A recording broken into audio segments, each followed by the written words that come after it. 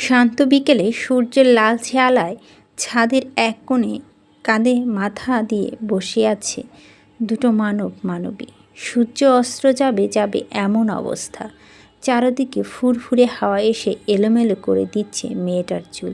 ছেলেটা সেই দিকে অপলক চেয়ে রইল, আর মেয়েটা ছেলেটার ঘাড় থেকে হালকা মাথাটা উঁচিয়ে ছেলেটার দিকে তাকিয়ে রইল। কারো চোখেই পলক পড়ছে না, যেন কত বছর তৃষ্ণা মেটাচ্ছে। চুলগুলো উড়ে এসে বারবার মেয়েটার মুখে পড়ছে। বিদায় ছেলেটা আলতো হাতে মেয়েটার চুলগুলো কানের পাশে গুজে দিল। ঐশী মুচকি হেসে বলল, কি দেখছো এমন করে? তিমিরের খানিকটা হেসে বলল, তোমাকে। কেন, আগে দেখোনি নাকি কখনো? দেখেছি তো, তবে আগে তো কখনো এত কাছ থেকে দেখার সুযোগ হয়নি, তাই এখন দেখছি মন ভরে।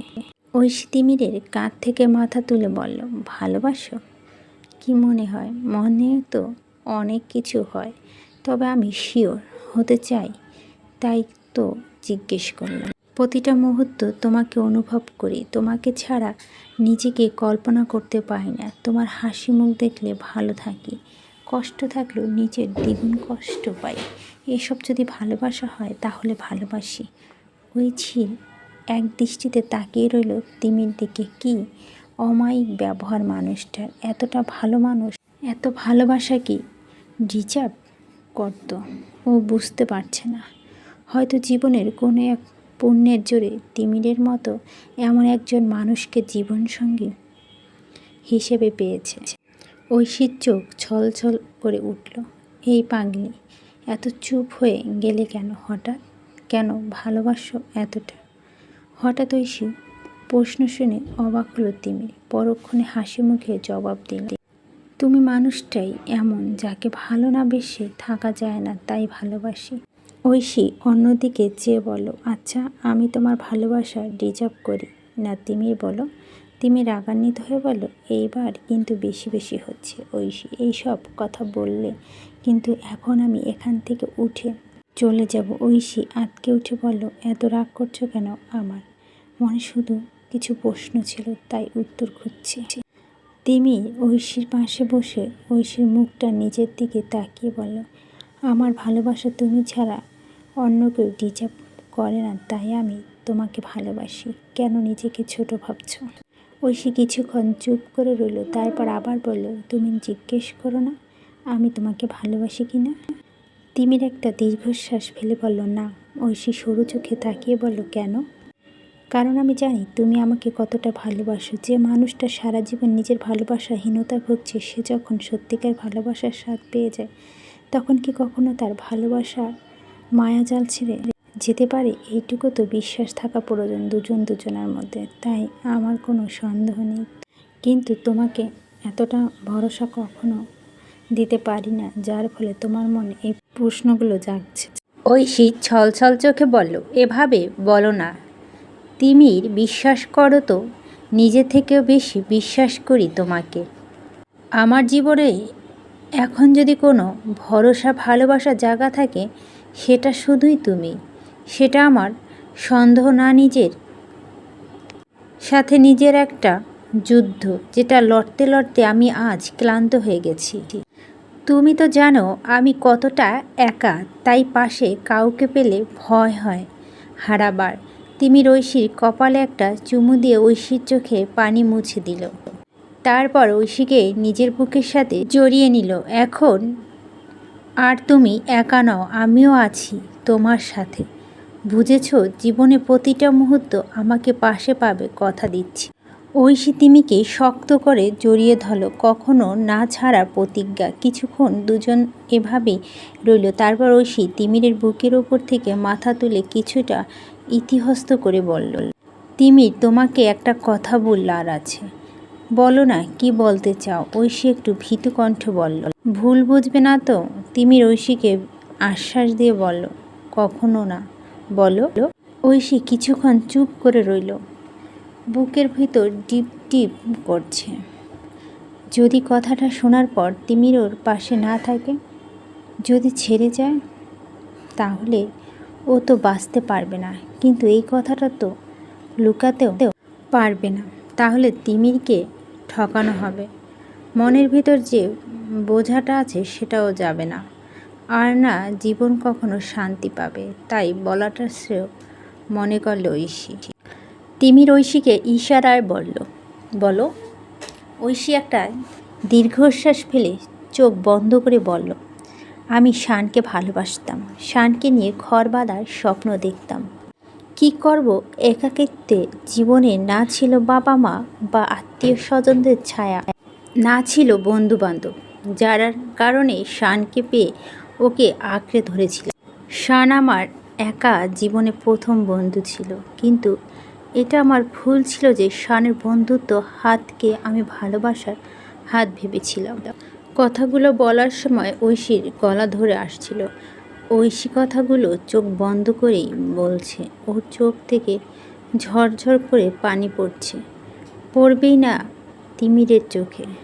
চোখ রেখে সব বলছে। ঐশী কিছুক্ষণ থেমে আবার বলা শুরু করলো, কিন্তু শান আমাকে চোখে আঙ্গুল দিয়ে দেখিয়ে দিয়েছে যে ও শুধু আমার বন্ধু ছিল, ভালোবাসার মানুষ না। যদিও শান চাইতো আমরা ভালোবাসার সুযোগ নিয়ে আমাকে ইউজ করতে পারত, তবে সেটা না করে আমাকে সত্যি মুখোমুখি হতে সাহায্য করেছে। সেই দিন থেকে দেখতে গেলে শানের প্রতি ভিতর থেকে সম্মানবোধ জাগ্রত হয়। কিন্তু যাই হোক না কেন, বলে না মানুষের প্রথম ভালোবাসা কখনো ভুলে না। হয়তো শান আমাকে ভালোবাসেনি, কিন্তু আমি তো শানকে ভালোবেসেছি, তাই ভুলতে পারিনি। তবে ঐশীর কথা মাঝপথে দামিয়ে দিয়ে তিমির বলল, তবে তুমি এখন আমাকে ভালোবাসো সেটা তোমার বলার প্রয়োজন নেই। আমি বুঝি তোমার ডিপ্রেশনের শানের থেকে পাওয়া রিজেকশন ছিল, সেটাও আমি জানি। তুমি শানকে কতটা ভালোবাসতে সেটাও তোমার ডায়েরির প্রতিটা পাতা বলে আমাকে। তবে সেটা তোমার অতীত ছিল, আর আমি তোমাকে ভালোবাসি মানে তোমার অতীতকে ভালোবাসি। তাতে কোনো সাফাইয়ের প্রয়োজন নেই। আর যদি তোমার কথায় ধরি, তাহলে এখনই তুমি নিজে স্বীকার করছো তুমি শানকে ভালোবাসতে। তার মানে এখন তুমি আমাকে ভালোবাসো। আমি এখনও তোমায় বলবো না যে তুমি শানকে পুরোপুরি ভুলে যাও, বরং আমি তোমাকে এতটাই ভালোবাসবো যে কখনো তোমার অতীত তোমার মনে পড়বে না। আমার সত্য শুধুই একটা জীবনে যতদিন বাঁচবে শুধু আমারই ভালোবাসবে। আমি থাকবো তোমার সাথে, আর কিছু না। ঐশী এখনও চোখ বন্ধ করেছিল। তিমিরের বলা প্রতিটা কথা কানে প্রতিধ্বনিত হচ্ছে। এতে ওর অপরাধবোধ আরও বাড়ছে। মানুষটা কতটা সহজে বুঝে গেল ওর কথাগুলো। এতটা তো ঐশীও গুছিয়ে বলতে পারতো না, এতটা বুঝতে আজ পর্যন্ত কেউ পারেনি ঐশীকে। তিমির ঐশীর মুখটা নিজের দুহাতের মধ্যে নিয়ে ঐশীকে স্লো ভয়েসে বলল, চোখ খুলো, তাকাও ঐশী আমার দিকে। তিমিরের কথা শুনে ঐশী ধীরে ধীরে নিজের চোখ খুলে তিমিরের চোখের দিকে তাকালো। তিমির মিষ্টি করে হেসে বলল, এভাবে আমার চোখের দিকে তাকিয়ে বলো, আমার চোখে তোমার জন্য ভালোবাসা দেখতে পারছো? ঐশী মাথা নাড়িয়ে বলো, ব্যাস, তাহলে এসব কথাগুলো আর কখনোই তুলবে না। আর না নিজেকে ছোট ভাববে। আমি সব পরিস্থিতিকে তোমার পাশে থেকে তোমায় আলগে রাখবো, সব সময় তোমার পাশেই থাকবো। তখনই ঐশী হুট করে বলে উঠল, বিয়ে করবে তিমি? তিমি হেসে বলো, ধুর পাগলি, বিয়ে করবো বলে তো ভালোবাসছি। তাহলে আমাকে বিয়ে করে নাও আজকে, এখনই পারবে? তিমি একটু আচ্ছন্নিত। এখনই? কেন পারবে না? তুমি তো আমাকে ভালোবাসো, আমি তোমাকে হারাতে চাই না তিমির। তিমির একটা লম্বা শ্বাস নিয়ে উঠে দাঁড়ালো আর ঐশীর হাত ধরে টেনে দাঁড়িয়ে করিয়ে বলল, চলো আমার সাথে। ঐশী অবাক হয়ে গেল, কোথায়? কেন? তুমি তো বললে বিয়ে করবে, তো দেরি করে লাভ কি? আর কতকাল একা থাকবো? এখন তো বিয়ে করে নেওয়া উচিত, তাই না? তিমিরের কথা শুনে ঐশীর মুখ হাসি ফুটল। আজ ওর একটা স্বপ্ন পূরণ হবে, নিজের একটা সংসার হবে, নিজের ভালোবাসার মানুষের সাথে। এর চেয়ে বেশি জীবনে আর কি লাগে? শান যাওয়ার পরে আমি রুম থেকে বেরিয়ে গেলাম। নিচে যেতেই আগে আপুর সাথে দেখা। আরে বাহ, আমার বোনটাকে তো অনেক সুন্দর লাগছে তো। ওয়াও, বেলি ফুলের মালাকে দিল। রুমে তো ছিল না। আপু চোখের ইশারায় বলল। আমি লজ্জা পেয়ে অন্যদিক তাকিয়ে হাসলাম। আপু আবারও বলল, হাসি দেখে বোঝা যায় গিফটটা স্পেশাল কেউ দিয়েছে, তাই তো লজ্জা মুখটা লাল হয়ে গেছে। আরশ ভাই আপুকে থামিয়ে বলল, আহা স্মৃতি, কেন মেয়েটাকে লেগ পুলিং করছো? আপু আরশ ভাইয়ার দিকে তাকিয়ে বলল, তো কি করব, সারা জীবন অন্যেরটা দেখে যাব? কেউ তো আর আমাকে দেবে না। আরশ ভাইয়া কোমরে হাত দিয়ে বলল, সিরিয়াসলি কতগুলো চাই তোমার? বেলি ফুলের মালা দিয়ে প্রতিদিন সকালে সাজিয়ে দিব, শুধু বিয়েটা হতে দাও। ওদের কথাবার্তা শুনে আমি একটু গলা খাকিয়ে দিয়ে বললাম, যে কোনো জায়গায় শুরু হয়ে যায় না প্লিজ, আমি আছি এখানে। আরশ ভাইয়া একটা দীর্ঘশ্বাস ফেলে বলল, দেখতে পাচ্ছি। এবার চলো, না হলে সবাই আমাদের তিনজনকে খোঁজার জন্য এক্ষুনি হারানো বিজ্ঞপ্তি দেবে। বসার রুমে সবাই বসে বসে টুকটাক কথা বলছে। আমি শুধু বসে বসে ভাবছি আপুদের বিয়ের কথাটা কখন উঠাবো।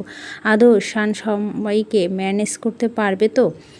যদিও শানের উপর আমার পুরো ভরসা আছে। এর আগেরবারও শানের জন্য আপুদের ব্যাপারটা সফটলি মিটে গেছিল, এবার নিশ্চয় মিটে যাবে। তারপর নিজের মনে অস্থিরতা দূর করাতে শানকে ফিসফিসিয়ে বলছি আপুকে বিয়ের ব্যাপারটা কখন বলবে? শান আমাকে ইশারা করে বলল, এক্ষুনি বাবা বলবে, অপেক্ষা করো। ওনার কথা শুনে আমি একটু অবাক হয়ে, বাবা বলবে মানে? বাবার সাথে উনি এই বিষয়ে কথা বলছে? তাহলে আমাকে বলল না কেন? উনি এমন কেন? কখনো কোনো কাজ আমাকে বলে না কেন? অদ্ভুত। কিছুক্ষণ পর আমার শাশুর মশাই বললেন, আচ্ছা, আজকে যে জন্য আমাদের এখানে আসা সেটা আগে বলা প্রয়োজন। শাশুড়িমা ওনার দিকে জিজ্ঞাসু দৃষ্টিতে তাকালেন। ওনার তাকানো দেখে বোঝা যাচ্ছে উনি কিছু জানে না। শ্বশুর মশাই আবার বললেন, আমরা দুই বাবা মিলে ঠিক করছি আরশ আর স্মৃতির বিয়ে দেব। কথাটা শুনে সবাই কম বেশি অবাক হলো। আমার মা বলে উঠল, বিয়ে? বাবা বলল, স্মৃতির বিয়ে। দেখো, স্মৃতি আর আরশের পালানো নিয়ে প্রথম কম ছোট হতে হয়নি। দ্বিতীয়ত ওরা যখন ফিরে এলো তখন তো মানুষের কাছে মুখ দেখানোর দায় হয়ে যাচ্ছে। সবাই বলছে মেয়ের মুখ পুড়িয়ে এসেছে। ওরা কেন পালিয়েছিল সেটা আমি আর তুমি জানলেও সবাই তো বিশ্বাস করছে না। সবাই স্মৃতির চরিত্র নিয়ে কথা বলছে। তাই স্মৃতি আর আরশের ভবিষ্যতের কথা ভেবে স্মৃতিদের ওরা নিজেদের বাড়ির বউ করে নিয়ে যেতে চাইছে। বাবার কথা টেনে শ্বশুরমশাই বলল, আর তাছাড়াও স্মৃতি তো আমাদের বাড়ির বউ হওয়ার কথাই ছিল, হয়তো শান। তবে এখন যখন সব কিছু পরিবর্তন হয়ে গেছে, তাহলে স্মৃতির সাথে আরশের বিয়েটা না হয় আবার উদযাপন করা হোক। দুই মা কিছুক্ষণ চুপ থেকে একে অপরের দিকে তাকালো, তারপর নিজের মধ্যে কিছু কথা বলো। দুজনে একসাথে হেসে বলো, তোমরা তাহলে বিয়ের ব্যবস্থা করো, আমাদের কারো কোনো আপত্তি নেই। মায়ের কথা শুনে আমি এতটাই খুশি হয়ে গিয়েছিলাম যে সুখে চোটে চিৎকার করে আপুকে জড়িয়ে ধরলাম। আজকে আমি অনেক অনেক হ্যাপি। এরপর থেকে আমরা দু বোন একসাথে থাকবো। আমি তো জাস্ট ভাবতে পারছি না, আমাদের দু বোনকে এখন আর কেউ আলাদা করতে পারবে না। আপু আমাকে শক্ত করে জড়িয়ে ধরল। আমার কথা শুনে সবাই খিলখিলে হেসে দিল। আমি নিজের কাজে লজ্জা পেয়ে চুপচাপ আবার আপুর পাশে বসে গেলাম। আচ্ছা স্মৃতি, তুই আর আরশ আলাদা করে একে অপরের সাথে কথা বলে নেয়, তারপর তোদের মতামত জানা। আপু আর আরশ ভাইয়া মাথা নেড়ে উঠে দাঁড়ালো। আমি লাফিয়ে উঠে বললাম, তাহলে আমি নিয়ে যাই দুজনকে। আব্বু সম্মতি দিয়ে বলল, যা। আমি আপু আর ভাইয়াকে আমাদের রুমে নিয়ে আসলাম। দুজনের দিকে একবার তাকিয়ে দেখলাম দুজনের মুখে কি অমায়িক হাসি। দেখলে মন জুড়িয়ে যায়। আজ দুজন ভালোবাসা মানুষকে মেলাতে পেরে অদ্ভুত এক প্রশান্তি কাজ করছে। যদিও এই ক্রেডিট সব শানের। একটা স্পেশাল থ্যাঙ্কস তো বলা যায়। কি হতে পারে সেটা? আমার ঠোঁটের কোণে হাসি ফুটে উঠল। আমাদের এত বছরের সম্পর্ক আজ সত্যিকার অর্থে পূর্ণ হলো। এর মধ্যে জীবনে কত চড়াই উতরাই গেল, ঝগড়া ঝামেলা ভুল বোঝাবুঝি কম হয়নি। তারপরও এখনও কেউ কাউকে ছেড়ে যায়নি, কারণ আমাদের সম্পর্কে ভালোবাসা ছিল সত্যিকার ভালোবাসা। সেটা কখনোই আমাদের দূরে যেতে দেয়নি। আরশ ভাই আরেকটু থেমে বলল, তোমার মনে আছে যেদিন আমাদের প্রথম দেখা হয় সেদিন শুধু আমাদের বন্ধুত্ব হয়, তারপর একে অপরের সব শেয়ার করা, আস্তে আস্তে ভালোবাসা। আমি ফার্স্ট ভেবেছিলাম তোমাকে কথাটা বলবো কিভাবে, অনেক ভয় পাচ্ছিলাম যদি তোমাকে হারিয়ে ফেললি। আসলে সেই দিন ভুল ছিল, সেই দিন যদি সাহস করে না বলতাম তাহলে হয়তো আমাদের পথটা আলাদা হতো। তাই আমার মনে হয় কেউ যদি কাউকে সত্যিকার ভালোবাসে সেটা প্রকাশ করা উচিত, যেন দেরি না হয়ে যায়। এইবার আরশ সোহার সামনে গিয়ে সোহার দিকে তাকিয়ে বলে, তুমি জানো সোহা, আমার ভাইয়া একজন অমায়িক মানুষ, যে মেয়েদের সবসময় সম্মান করেছে, বিচক্ষণতা দিয়ে সব কঠিন মুহূর্তগুলো নিকে আয়ত্তে এনেছে। ভাইয়া কখনোই জোর জবস্তি সম্পর্কে বিশ্বাসী ছিল না, ভালোবেসে কাছে টানা বিশ্বাস করত, কারণ সে সত্যিকার ভালোবেসে একবারের কাছে আসা কখনোই ছেড়ে যায় না। ভার্সিটিতে কত মেয়ে ভাইয়ার জন্য পাগল ছিল, হাত কেটে একাকার অবস্থা, কিন্তু ভাইয়া কখনো এসব মেয়েদের দিকে কখনো ফিরেও তাকায়নি। চাইলে অ্যাডভান্টেজ নিতে পারত, কিন্তু সেটাও করেনি। অ্যাডভান্টেজ তো দূরের, কাউকে নিজের হাতটা ধরা এবং সুযোগ কখনো কাউকে দেয়নি। সব ভালোবাসা শুধু নিজের বউয়ের জন্য তুলে রেখেছিল, যাতে তার ভালোবাসা কখনো কম না পড়ে। আরশ ভাইয়ের কথা শুনে আমি অবাক হয়ে তাকিয়ে রইলাম। হঠাৎ এসব কথা আমাকে বলছে কেন? কিছু সন্দেহ করছে নাকি? আমি জিজ্ঞাসা দৃষ্টিতে তাকিয়ে বললাম, আরশ ভাইয়া আবার বলল, আমি কি বলছি বুঝতে পারছো সোহা? সব বুঝেও অবুঝ থেকো না। নিজের মনে যা আছে সব বলে দাও। জীবনে তোমার জন্য ভালো কিছু নিয়ে অপেক্ষা করছে। Best of luck. আমি এখনও পলক্ষীনভাবে আরশ ভাইয়ার দিকে তাকিয়ে আছি। ভাইয়া একটু হেসে বলো, যাই হোক, কি বলে যে তোমাদের শুকরিয়া আদায় করব সোহা জানি না। তুমি আর ভাইয়া না থাকলে আজ আমাদের ভালোবাসা পূর্ণতা হয়তো পেতই না। থ্যাঙ্কস আর লট।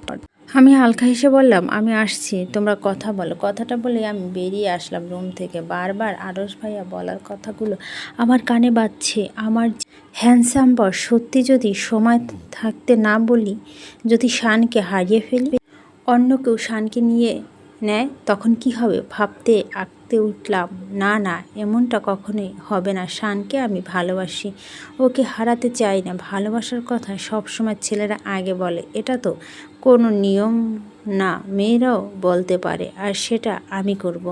রাতে খাবার দাবার করে আমরা বেরিয়ে গেলাম, কিন্তু বাইরে যেতে শানের কথা শুনে চমকে উঠলাম আমি। শান বাবা মা আরশে আমরা যে গাড়িটা নিয়ে এসেছিলাম সেটাতে পাঠিয়ে দিল, আর আমাকে যেতে দিল না, সাথে নিজেও দাঁড়িয়ে রইল। আমি রেগে বললাম, এটা কি হলো এখন?